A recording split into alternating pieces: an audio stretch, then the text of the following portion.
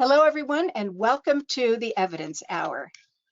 Today, we'll be hearing from some expert presenters on teen dating violence, help seeking among ethnically and racially diverse youth. I am so pleased to welcome these experts. The first is Diana Padilla Medina.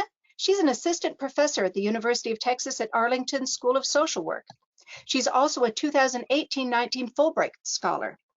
Diana also conducts international consultancy and evaluation work and has worked as a psychiatric social worker and as a research scientist. Diana complements her clinical practice and research with policy experience. Prior to becoming a social worker, she worked at the Brookings Institute on Latin American issues such as crime, citizen security, and violence. Diana's current research work focuses on sexual and intimate partner violence among adolescents and adults, particularly among Latinos. Carolina Velez Grau is a provost postdoctoral fellow assistant professor at the NYU Silver School of Social Work. She's a Colombian-born pediatric psychiatric social worker researcher, that's a mouthful, with more than a decade of clinical practice. Her research focuses on suicide prevention and access to mental health services among ethnocultural minoritized youth, particularly Latinx and Black teens. She was awarded an NIMH diversity supplement to study interpersonal factors associated with suicidal ideation and youth's perceptions about engagement in mental health services. She is interested in incorporating community-based participatory research into work on youth issues. And with that, I'm going to turn things over to them and sit back and listen along with everyone else. Okay, so I am Diana. Hi, everyone, and good afternoon, and welcome to this webinar. Thank you, Susan, for this wonderful introduction. Carolina and I were both going to introduce ourselves, but in the interest of time, I think we're going to go ahead and skip that full introduction because it's already been done. And I'm gonna let Carolina take the turn, and then you'll hear back from me in a couple of seconds. So hopefully we don't have any technical issues. Let's see if I can scroll to our next slide. Cool. Let's see. Oh, there we go. All right, so good afternoon, everyone. I am Carolina. We are really thrilled to be sharing this space with you. So during this hour, we will be covering the latest empirical work in the area of TDV. We will discuss current interventions and how to translate this information into practice. First, Diana will begin discussing her findings from a literature review published this year. And then I will discuss how this empirical work can inform your practice. We had the opportunity to read the aspects you are hoping to learn in this seminar, and we hope this evidence hour fulfills your expectations. So, now if you want to continue.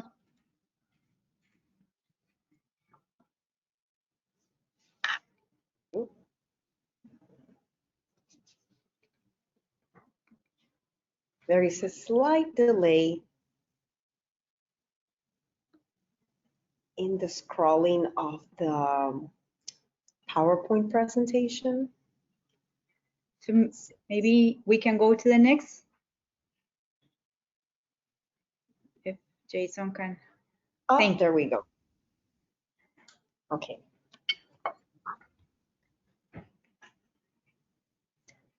So teen dating violence, I'm going to be referring to it from now on as TDV, is a public health problem, as many of you know, that affect millions of youth in the US and worldwide yearly. Studies have estimated that 69% of youth aged 12 to 18 have been victimized at some point in their lifetime. Other studies have also estimated that 1 in 8 female high school students report having experienced sexual TDV in the last year. Now, regarding perpetration, studies have shown that 77% of urban middle schoolers have perpetrated emotional abuse in their lifetime, and that 33% have perpetrated physical abuse. Now, it is really important to exercise caution when interpreting this data, as estimates of TDV vary widely due to variability in the definitions and measurements of violence. Jason, if you can help me scroll to the next slide. Thank you. So Black and Latinx youth may be at greater risk. For example, according to a 2013 Youth Risk Behavior Survey, 15% white, 16% Black, and 17% Latinx youth reported TDV victimization. And regarding perpetration, what studies have shown is that African Americans and Latinx perpetrate more frequently than whites, and Asians perpetrate less frequently than any of the aforementioned groups. Now, unfortunately, historically, youth from racially and ethnically diverse groups have not been well represented in TDV research, even though they are particularly vulnerable to TDV. So it's really critical to, if we can go to the next slide.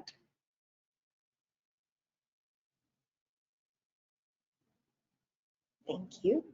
So it's really critical to understand TDV in racially and ethnically diverse youth, because research has shown that TDV has adverse physical health, mental health, and education achievement effects.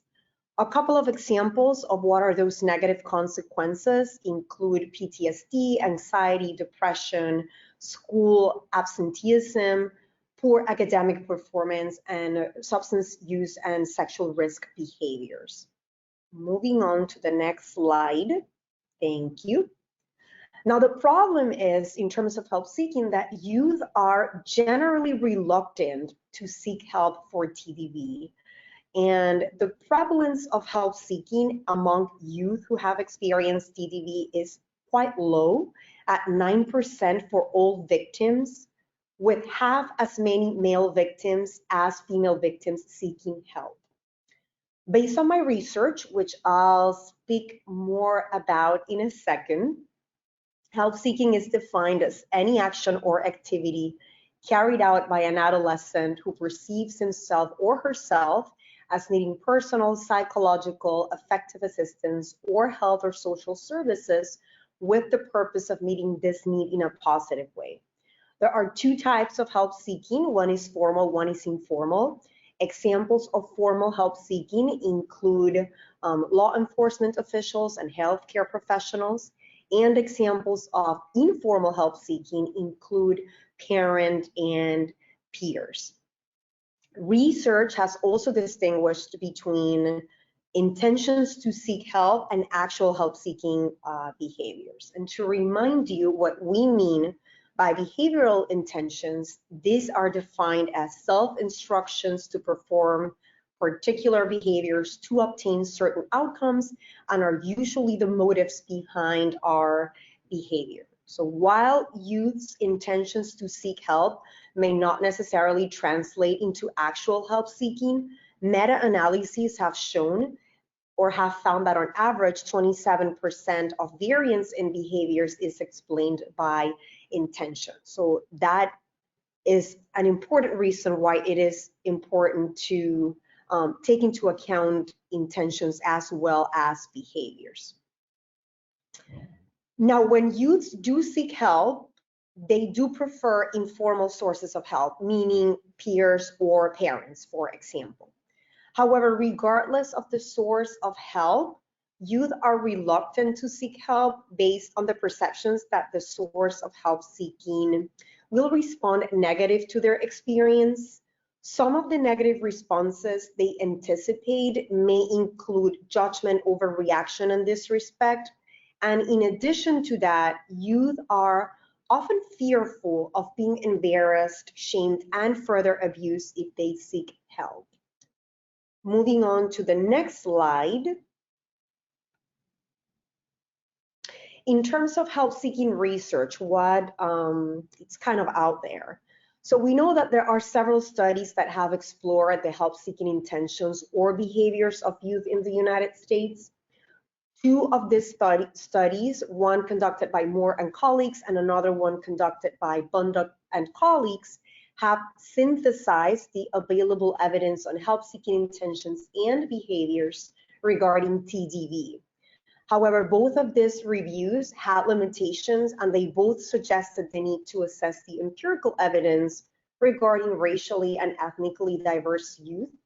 Moving on to the next slide.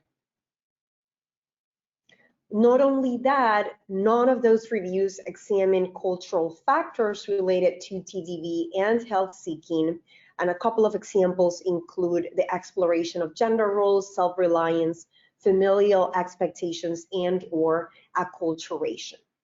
So that is where our study comes in. Our study filled that gap in the literature by examining the state of the empirical evidence on TDV and help-seeking intentions and behaviors among racially and ethnically diverse youth between the ages of 12 and 19. Moving on to our next slide.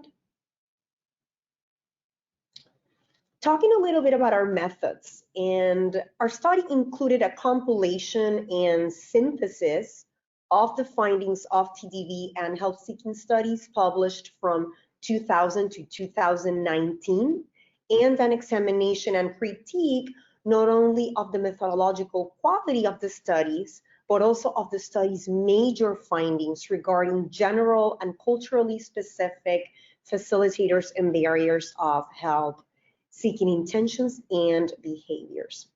A systematic search of peer-reviewed journal articles published in English was conducted using an electronic search, and our rigorous search identified 10 studies meeting eligibility requirements, and some of those eligibility requirements, you can see them in the left side of the slide from my perspective. Moving on to our next slide. Okay, so in terms of our results, in our assessment specifically of the study methodologies, we found that one, most studies were quantitative or qualitative, and if they were quantitative, they were descriptive or cross-sectional, and only one study used a randomized controlled trial design. Studies had diverse methodological limitations, including lack of information and measures, psychometric properties, representativeness of study sample, strategies for missing data and confounding factors. Very few studies actually explored actual behaviors. And finally, only one study evaluated an intervention, in this case, a school-based intervention for Latinx youth. This is the quite widely known Ending Violence curriculum. But unfortunately, there were no statistically significant impacts on the likelihood of seeking formal and informal help, except for seeking help from lawyers, which would be considered a type of formal help seeking. Moving on to our next slide.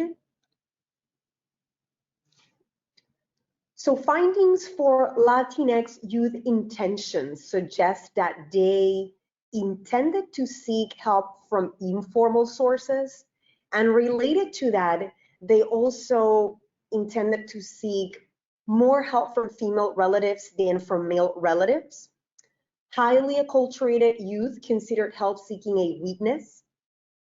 Youth were also hesitant of disclosing to a parent for fear of being asked to end the relationship or being punished, particularly for highly acculturated youth. Also, bicultural and highly acculturated youth fear they would get in trouble if they were to seek formal help. That is based on the fact that many Latinx families prefer to solve problems internally at home. Boys would only seek help if violence was inflicted by another girl, but not, by another boy, but not a girl. And that was due to being afraid of being shamed. And finally, youth were less inclined to seek help from formal sources due to mistrust and lack of confidentiality, particularly for girls. Moving on to our next slide. This is in terms of findings for African American youth. Intentions suggest that they also intended to seek informal help as Latinx youth. More were likely to seek help from female relatives than male relatives. Girls were less likely to seek help from fathers compared to boys. Also similar to Latinx youth, boys were less inclined to report TDV in comparison to girls, and they were also less likely to seek help if victimized by a girl. Youth that experienced and perpetrated more violence were more willing to seek help. Youth were less inclined to seek help from formal sources due to mistrust and lack of confidentiality. Again, very similar to Latinx youth. Youth also had very limited knowledge on resources, but thought that mentoring programs would be useful. And finally, social media posts were used by girls as a tool to reach out for help. Moving on to our next slide. Finally, in regards to behaviors, what we found for Latinx youth is that they were less likely than non-Latinx to ever disclose to only friends as compared to disclosing to at least one adult.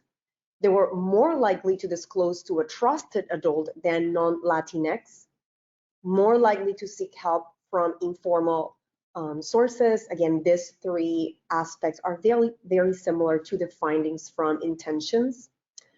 School personnel were the most common source of formal support, and being female and having a higher level of familism were associated with formal help seeking. Now, there was only one study for African American behaviors, and what they found is that African American women, in comparison to white women, were less likely to disclose sooner reported rape or attempted rape. Moving on to our next slide. So considering our findings from our study and also to complement them, we decided to integrate into the presentation additional information regarding the state of evidence-based interventions. And to the best of our knowledge, there are only 5 evidence-based interventions targeting Latinx youth, and only 2 address help seeking. One of the interventions that we include as part of this 5 is the Ending Violence curriculum, which was analyzed, reviewed and analyzed in our study. The other 4 are Familias en Nuestra Escuela, which was developed by Enriquez and colleagues. This is an in-school prevention program based on the hypothesis that the preservation and reinforcement of Hispanic cultural values can serve as a protective factor against violence and focus on the enhancement of ethnic pride. We also have a theater intervention developed by Belknap and colleagues based on the theater of the oppressed model. This intervention was designed to raise awareness of the dynamics and consequences of TDV and to facilitate the creation of nonviolent responses to TDV among Latinx youth. Then we also have the Driven to Stop Violence developed by Terrazas Carrillo. This is a psychoeducational group curriculum for slightly older adolescents or Latinx college students. And then finally, we have the 2 interventions that address help seeking. One is True Love, and the other one is Ending Violence. If we can proceed with our next slide. There we go, beautiful. The Ending Violence, developed by Jay Cox and colleagues, is a 3-class session prevention program that focuses on educating youth about TDV, health relationships, and legal rights. It measured help-seeking intentions. However, although initial results, as I mentioned earlier, showed an increased likelihood of seeking help in the intervention group, it was only in regard to seeking help from lawyers and not from other informal and formal sources of help. Moving on to our next slide. True Love, which was developed by Sosa Ruby and colleagues, was not included in our systematic review because it was conducted outside of the United States, so it did not meet that specific eligibility requirement. However, this intervention targets Mexican adolescents residing in Mexico City. The intervention consists of school level and individual level components, which are delivered over 16 weeks, covering a range of topics from gender roles, TDV, sexual rights, and strategies to cope with TDV. It measured help-seeking knowledge about potential source of support to prevent and cope with violence, and results found increased knowledge of institutions and places that provide support, but only among male students and only among those who receive both components, school climate components and the classroom-based components. Regarding African American youth, evidence-based interventions specifically developed for African American teens have yet to be developed and tested.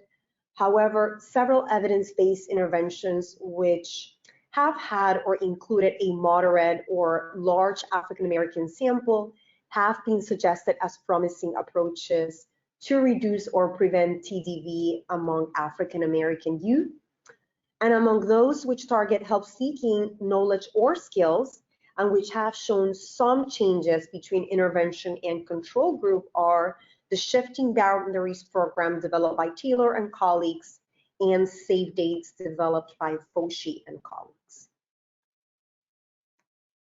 Safe Dates, it involves 9 sessions focused on attitudes and behaviors associated with TDV, a play script, a poster contents, parent materials, and teacher training outline. It measured help-seeking as belief in need for help and awareness of community services. And in terms of results at 1 month, 1 year, and 4-year follow-up, results showed greater awareness of services in the intervention group, but it was only at year number 4 that results showed greater belief for need in help.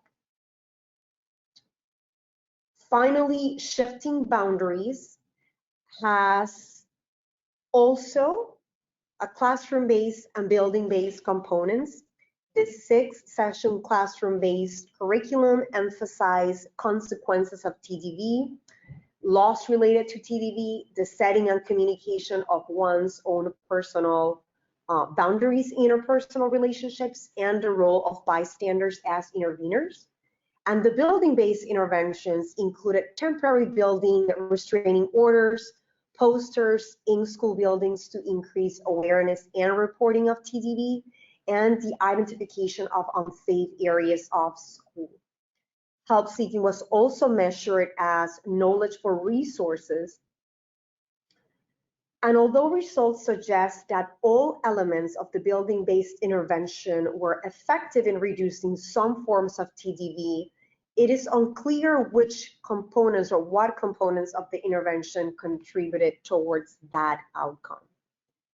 Now, to summarize, before we go ahead with Carolina and talk a little bit more about the practice implications of what we have learned in terms of research and intervention, in a nutshell, not only from our study, but from other research, what we can see is that most evidence-based interventions are school-based. Many of the studies focus on attitudes, beliefs, and knowledge of TDV. There was a little focus on skills, including help-seeking skills. There was a lack of inclusion of culturally relevant variables in interventions. And finally, even though our study focuses on help-seeking, we think, based on the recommendations of other studies, that perhaps it may be important to focus as well on help-giving behaviors, particularly the role of peer bystanding interventions, because of the role that peers play during the development stage of adolescence. So that's my part. I'm gonna let then Carolina take over, and then we'll come back at the end. Yes, thank you, Diana. So as you can see, based on what Diana has presented, most of what we know regarding TDV is from the victim's perspective. But there is limited understanding about youth who has perpetrated violence. And we want to pose a question to all of you to reflect on our own practices with youth. And this question is, Jason, if you can move the slides. Have you had in your practice a person who had perpetrated violence? If so, what has been your response?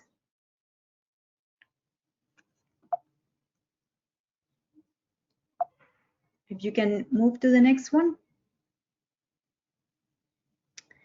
So you can place your or share your thoughts in the Q&A.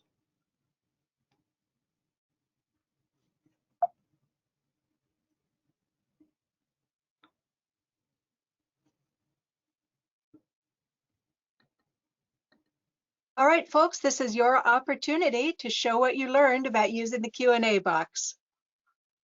We'd love to find out whether you have ever worked with someone who's perpetrated violence and what has been your response, particularly with regard to teen dating violence.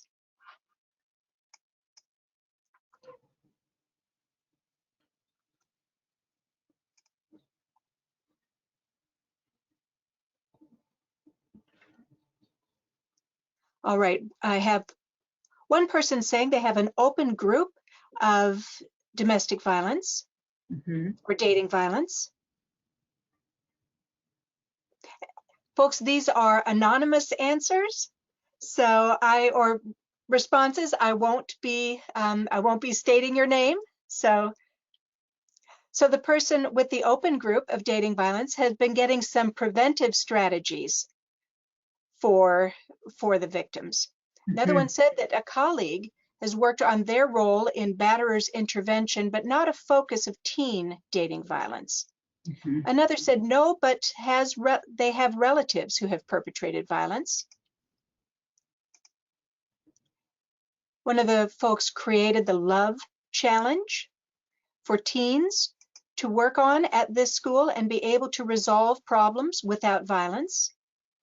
Another represented a youth who had perpetrated against a teen friend. Wow, we have a lot of knowledge here in this group, and we are really excited to be sharing this knowledge with a group of experts already. So we hope that what we are going to provide you might complement what you are doing already, or augment or increase the knowledge that you have. And it will be really wonderful, Susan, if we can exchange some knowledge, but I think the setting will be, it will be hard to do that. So I'm going to move to the other slide. So why this is important, and why the findings of Diana's literature review are important. So we know that United States is becoming a diverse country with an increase in Latinx, Black, and mixed populations.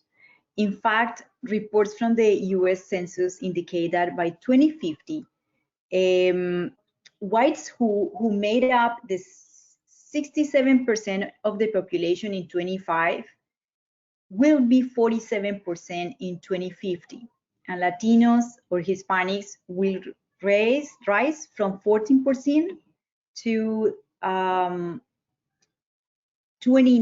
in 2050. Blacks, who were 13% of the population in 2005, will be roughly the same proportion in 2050.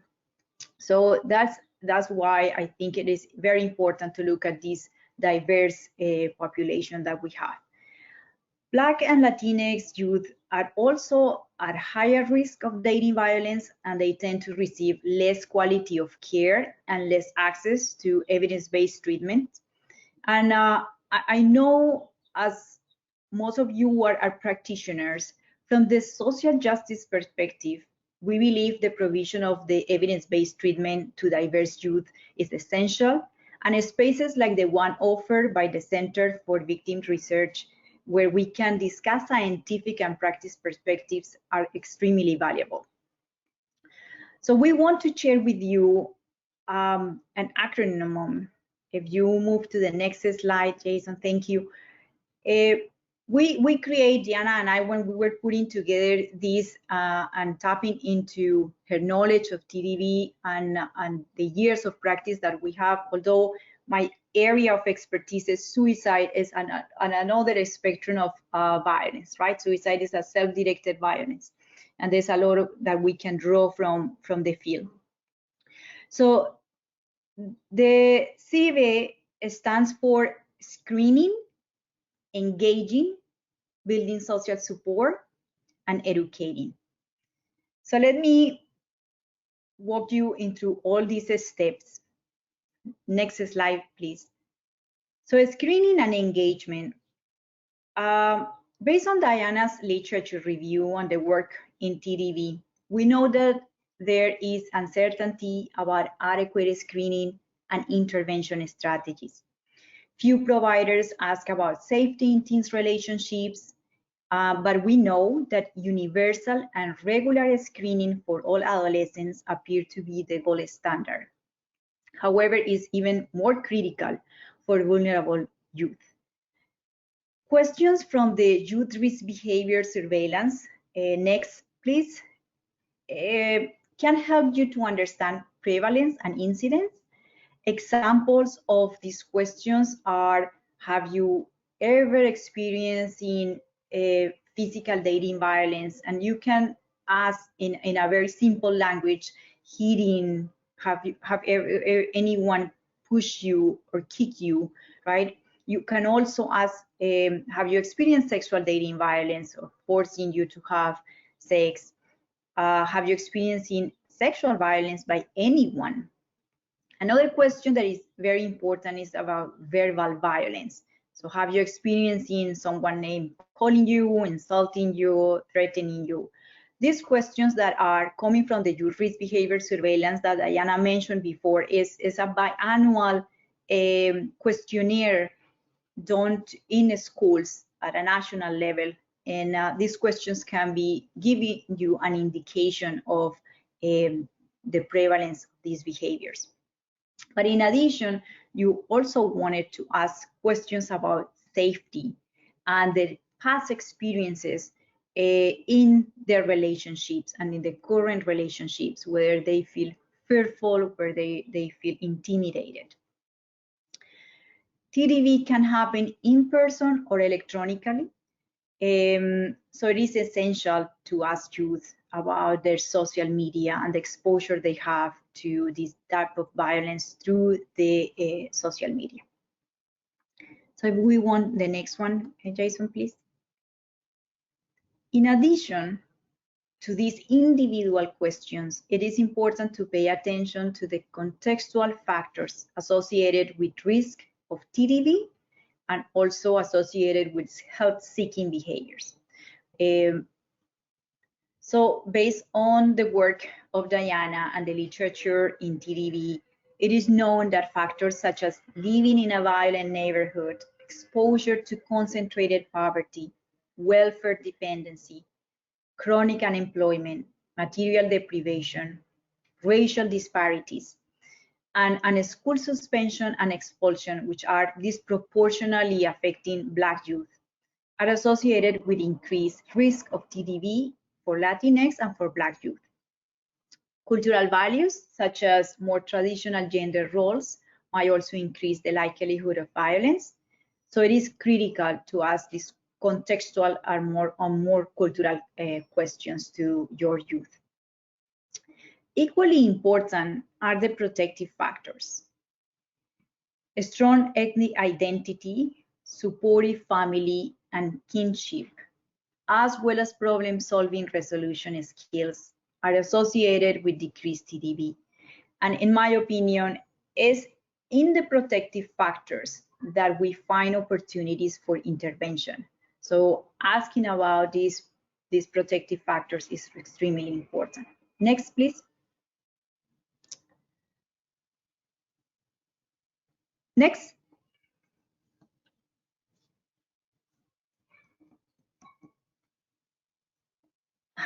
Thank you, Jason.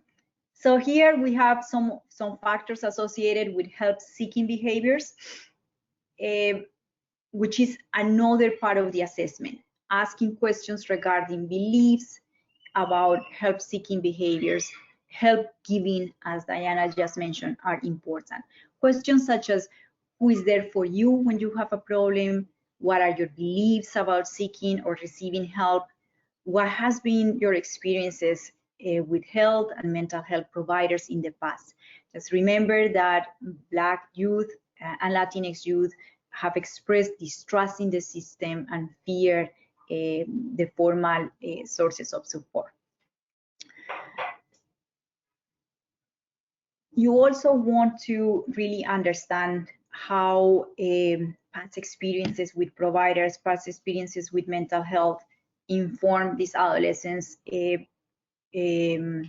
choices in terms of looking for help. And finally, assessing cultural values, such as perceptions about what it means to be a female, a male, and how this informs their help-seeking behaviors is essential. Many of us working with minority youth, we hear things like boys don't cry, right? So this really affects and impacts the way particularly boys or males look for help. All right, next one, please. Another important factor is social support. Social support is among the most important aspects of human relationships and a central component of healing and wellness. It is also pivotal in help seeking and support. So we want to introduce you to a practical tool you can use in your work with youth. It's called the Social Support Network Map.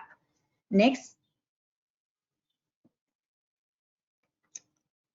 The purpose of this tool is to identify and graphically illustrate the informal social supports in a person's network, either in general or specifically related to an issue for work.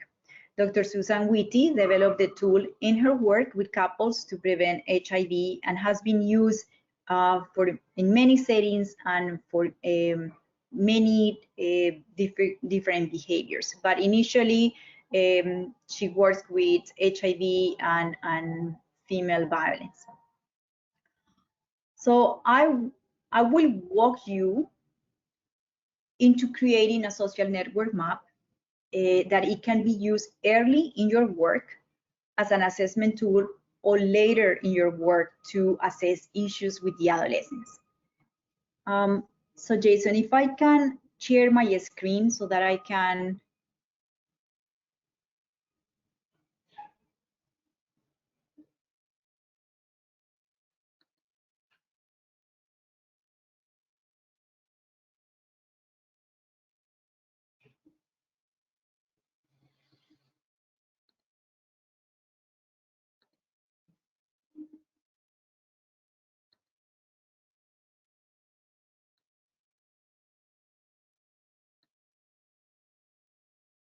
all right.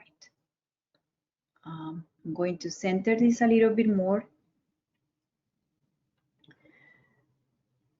So this is the page. I'm going to take you to the home. This is the home. There is here a small tutorial from Dr. Susan Whitty. And what I'm going to do is to really show you how we use this. So suppose you have a teen who disclosed TDV. You want to use the tool early in your work as an assessment tool.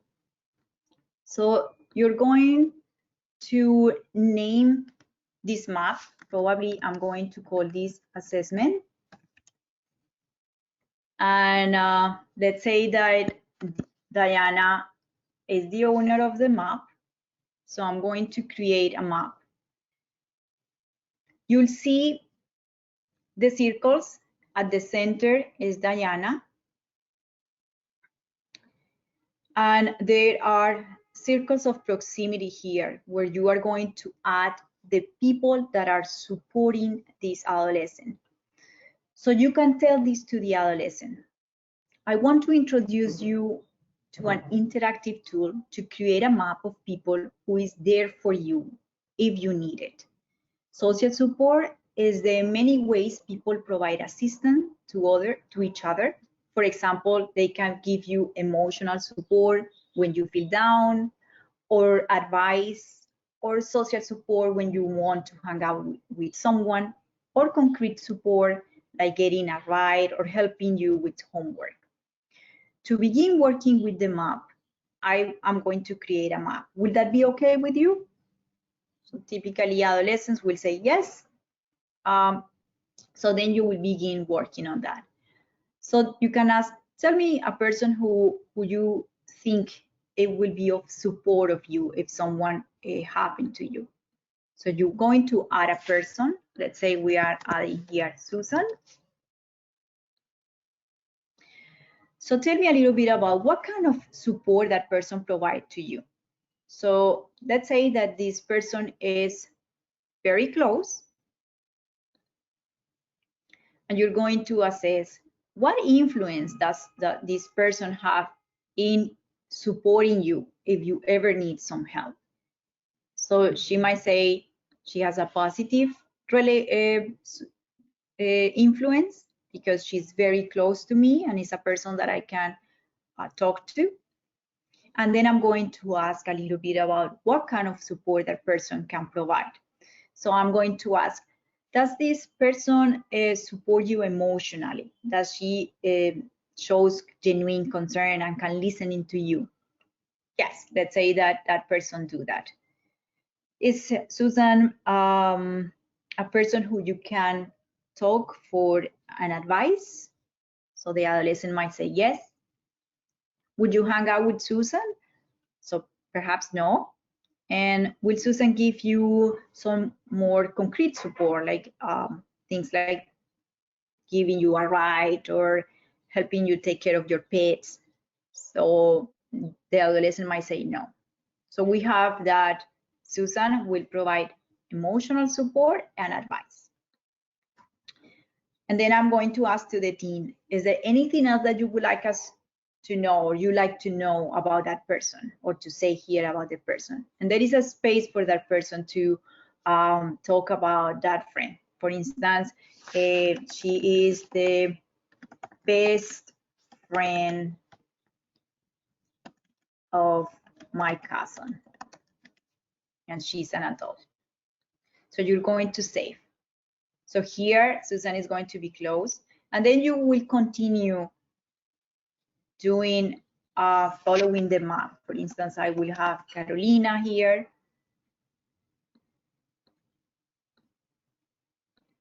And then you continue assessing the type of relationship that that person have. Maybe she's someone close.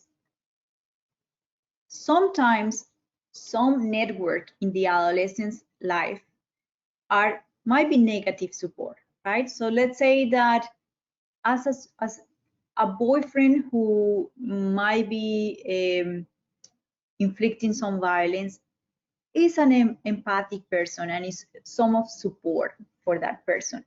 So it is possible that either that person is in between or might be for seeking help or for support when that person is in crisis, might be a negative support, right? So we are going to put it maybe in between. And we know that that person provides empathy, but does not provide much. And the person have a romantic relationship.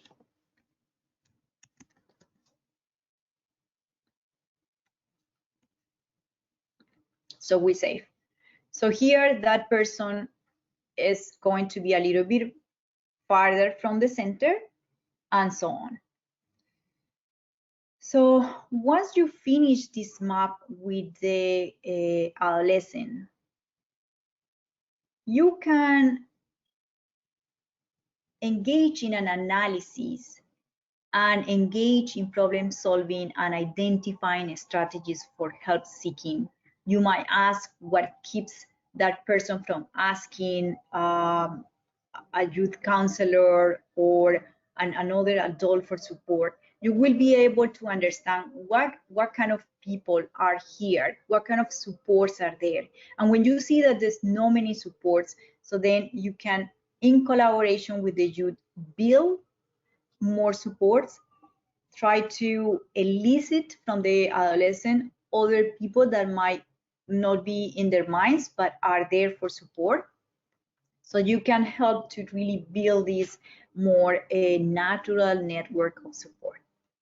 And this map, for security reasons, the map will not be safe once you close this window, but it can be printed so that you can give it to the adolescent, or it can be saved into your device, and then you need to name it and put up a password so that you can retrieve it only with that password. All right, so I'm going to continue with the slides, but I think we are in a good time so that we can leave some time for questions if you have some questions about this.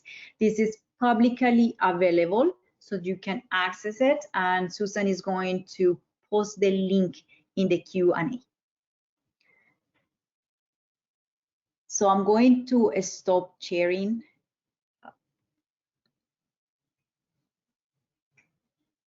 And Jason, if you can bring the slides back.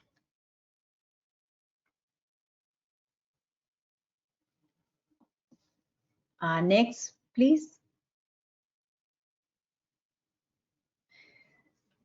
Very good. So education begins from the moment the teen enters your agency or your office. We know that adolescents report greater comfort in disclosing TDV when the clinical environment suggests safety and confidentiality.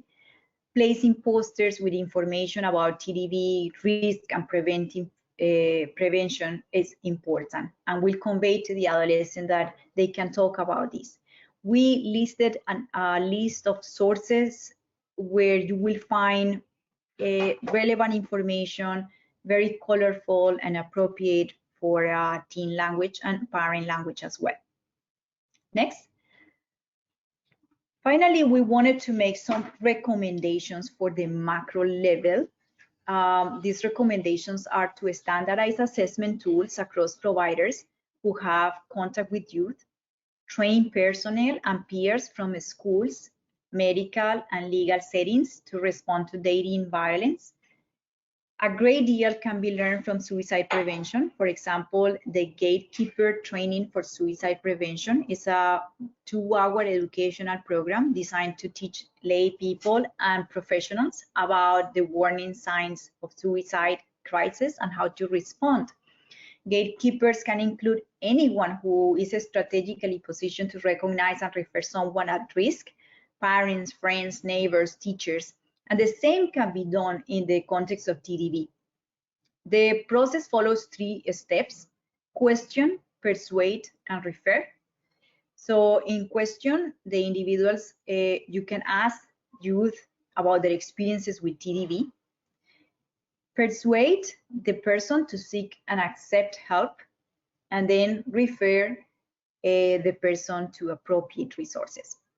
Another interesting model of suicide is sources of strength, and it's a prevention program designed to build protective influences around youth. The idea is to increase peer social networks to impact suicide, bullying, and substance use. The core elements of this prevention approach are increasing help-seeking behaviors and promoting connections between peers and caring adults. And this is related to what Diana mentioned regarding the possibility of strengthening help-giving opportunities. In this model, peers are trained and they become a link between the teen and a trusting adult who can provide support. Finally, what does it mean for research? So future directions for research should move into developing culturally, theoretically informed engagement interventions that focus on youth help-seeking intentions, addressing barriers to help-seeking, enhancing facilitators to help-seeking, and another important aspect is to develop culturally sensitive protocols to train providers in assessment and engagement. So we wanted to really open the forum to all of you for questions or discussion.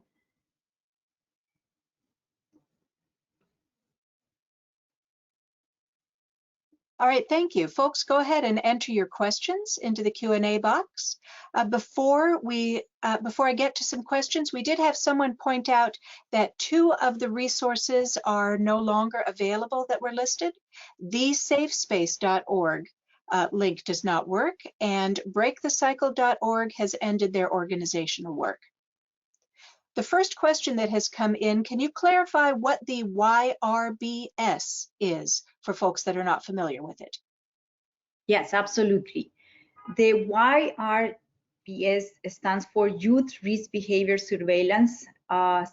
Is a national survey that is done annually in schools to assess risk behaviors. And those risk behaviors include dating violence, suicide, alcohol use, all kind of risk behaviors. It's a really, really rich data that will inform the trends of youth in United States, and it's a nationally representative data. Another person commented that social media has been an important piece to predict violence in teens. The trends are not positive. There are games that we do not even understand. So, yes, Diana. Oh, Diana, we cannot hear you. Yeah. Thank you so much, Linda. You should check.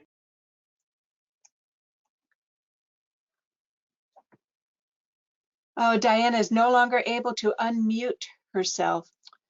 Oh, I am sorry. Diana, if you want to, Diana, you can use. Oh, there we are. It looks There like I was, oh my God, I was kind of tapping on it and I'm like, oh, maybe I need to just leave and come back, but I'm glad that it was fixed.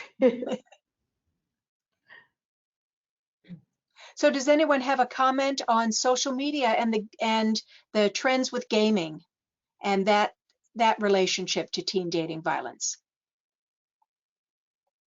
I'm sorry, can you, because I got a little bit lost, can you repeat the question that the person asked? Sure, it was more in the form of an observation that this person thinks social media has been such an important piece to predict violence in teens. And the trends are not positive. There are games that we do not even understand. Yeah, I think from my perspective, social media in terms of teen dating violence for the specific groups that we are talking about, racially and ethnically diverse groups, most data come from qualitative studies, but there really hasn't been, I don't know, any program or strategy or intervention that has been evaluated to that regard in order for us to say concretely whether that may be an adequate or not an adequate strategy depending on the youth and the background of that youth. I do think, of course, social media is a really powerful tool in the sense that it's readily available. It's at no cost for most of the time. However, I'm also aware, because of the literature on cyberbullying and how social media may be misconstrued and misused, that we may need to craft this softwares or strategies using social media, taking more into account how violence operates, because a lot of the time this softwares and programs are not really meant or intended for adolescents who are victimized or are engaging in violence. But I don't think we have sufficient literature in our field to make like a concrete claim that this may or may not work. I think this is an excellent opportunity for practitioners or local organizations to partner up with researchers, which I think it's a take-home message that I want to leave you with. Oftentimes, the reason why I proactively, and the same for Carolina, we proactively seek and enjoy working with organizations is because these folks are in the ground every single day. So they may have ideas based on their specific experiences. However, they do not necessarily have the manpower or the time to evaluate or assess those ideas and strategies. And this type of forums are like a great opportunity to connect researchers with practitioners and organizations that we can link with each other. And, oh, you know what? I created like a tool for social media for victimization or perpetration, but I'm not sure if it's that great or if it may be helpful. And this is a great opportunity to sit down and then come up with ways to strengthen or study the adequacy of those tools. Great. We got a couple of other questions. The next one, what are some clear examples of ways adult staff can intervene with teen dating violence? Did you come across any?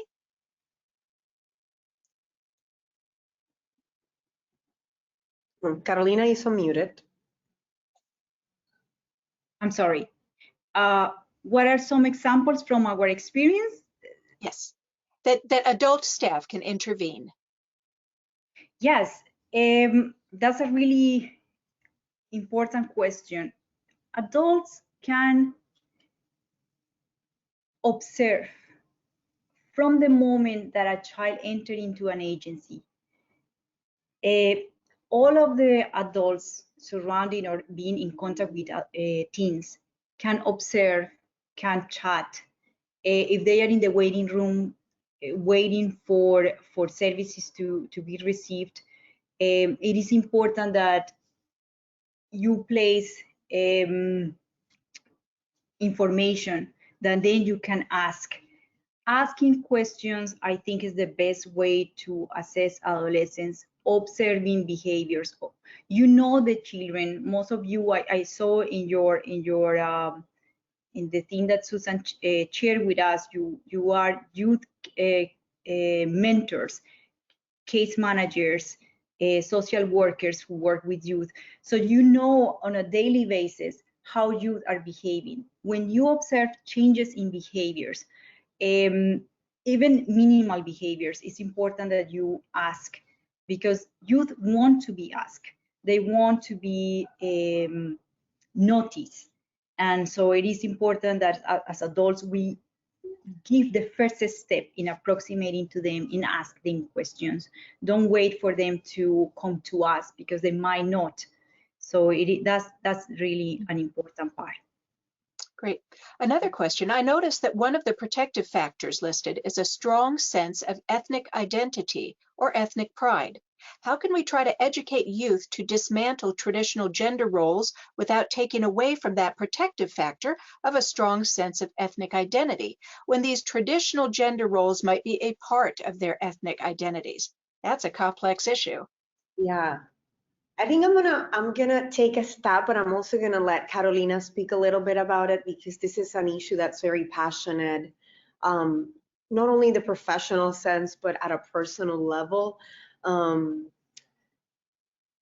think Carolina and I have talked multiple times about the dissonance that is created in our adolescence. We have to keep in mind that, and I'm talking about the Latinx experience, but it can apply to different ethnic groups as well. Sometimes there is, when you have adolescents and parents or caregivers that come from different generations and there's variability in their acculturation level in this country, you're going to start seeing a dissonance, not always, but a lot of the times a dissonance emerge between how the adolescents who maybe have been born here or may have been living here for longer versus the parents or caregivers that have been living here for less, or grew up most of their adult life in their countries of origin and are obviously perhaps more close or hold on tighter to those cultural and ethnic values versus adolescents that may be more acculturated. That creates stress and dissonance in adolescents because on the one hand, you're hearing from family how important it is to be loyal, to be respectful, which is the value of familyism, which we mentioned in the presentation.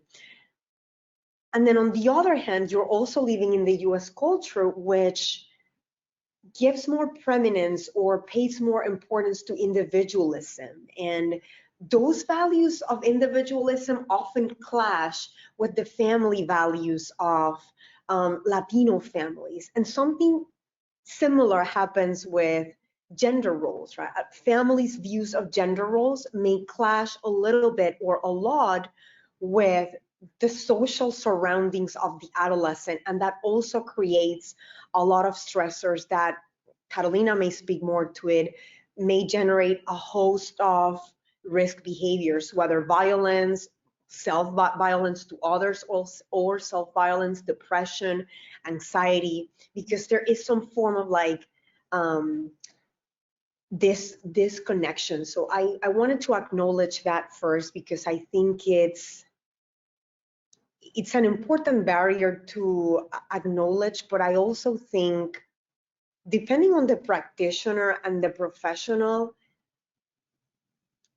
this is why asking questions is so important from adolescents. And in addition to that, you may need to proactively educate yourself in terms of the specific aspects that impact that culture. So for example, we also saw that for African American youth, fathers play a very critical role, particularly with girls. So it may be important to, whether through questions with the adolescents, but also through your own reading and questioning of those values and of the materials that you're reading, that you engage in a level of self-reflection that may be able to put you in a better position to work with that adolescence and their cultural values or family values. I'm gonna let Catalina take over because I know she may also have some interesting input on that question as well.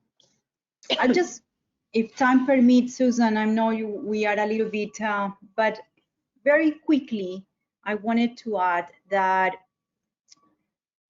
when you are not, you don't have pride on your ethnicity, on who you are, on your heritage, your self-esteem might be affected, right? In these 4 years or past years of this, the political climate, hearing leaders telling that where you're coming from are criminals, rapists, all these things really affect the way an adolescent identify.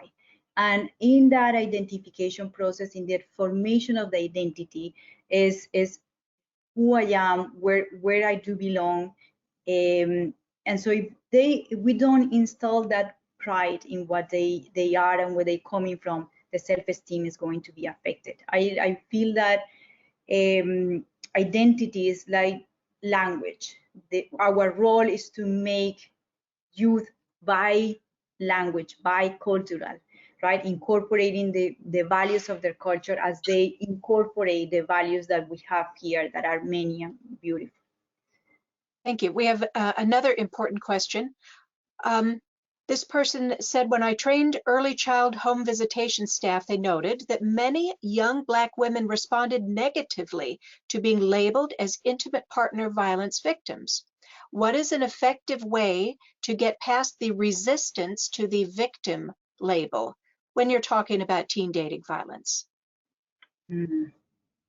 Usually I refer to as survivors. I know there's a discussion in the literature about the use of words perpetrator, specifically with adolescents, because adolescents are in a developmental stage and we know the power of language and of labels.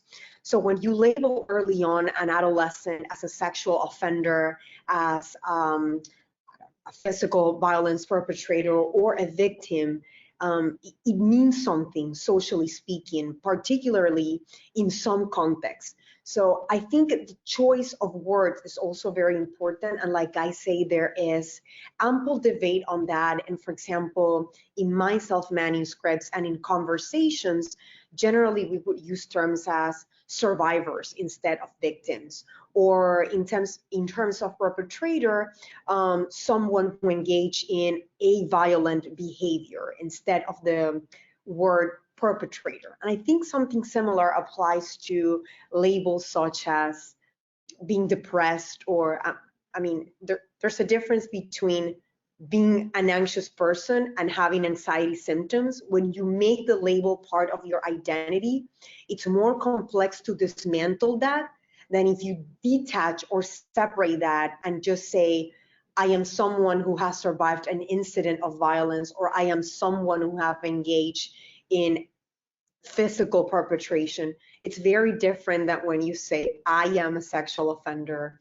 or I am a victim of sexual abuse. So I completely concur. We have to take into account that, particularly for racially and ethnically diverse youth, they are already coming from a space that a lot of the qualities that they have are not well seen or are not casted positively, socially speaking. So they are obviously more hypersensitive to those terminologies because, again, of the many connotations that usually carry for these teens in these groups when they engage in those kind of behaviors, which may be very different from white adolescents and other adolescents from other groups. Thank you. We did get a question. Someone is wondering about a certificate of attendance. You can request a certificate of attendance and slides when you take the feedback survey at the end of this webinar. We had another observation come in back to the question that you all addressed earlier about the dissonance sometimes between someone's cultural background and gender identities. And this person observes that when we teach young people of the existence of anti-gender-based violence work being done in all countries, every single one of us comes from a culture in which there are cultural heroes who speak out against gender oppression, and that can be a very positive approach. Absolutely. All right, I want to thank both of you for such a fascinating and informative discussion. Folks, remember that you can get copies of the slides and you will receive a copy of the recording. Diana and Carolina, is there any final message you'd like to leave our participants with? We want to for me, thank them very much. And just if you need to reach out to us for questions or ideas or anything that you need support and help, our emails are provided in this final slide that you are seeing now. We'll be more than happy to support you in the ways that are both possible to both of us. And also, Susan, one of the websites, I just sent it in the chat and we'll correct them in the slides that you're going to send to the group. Great, thank you. Thank you everyone for your participation today. Thank you so much to Diana and Carolina, and we'll see you all next time. Bye-bye.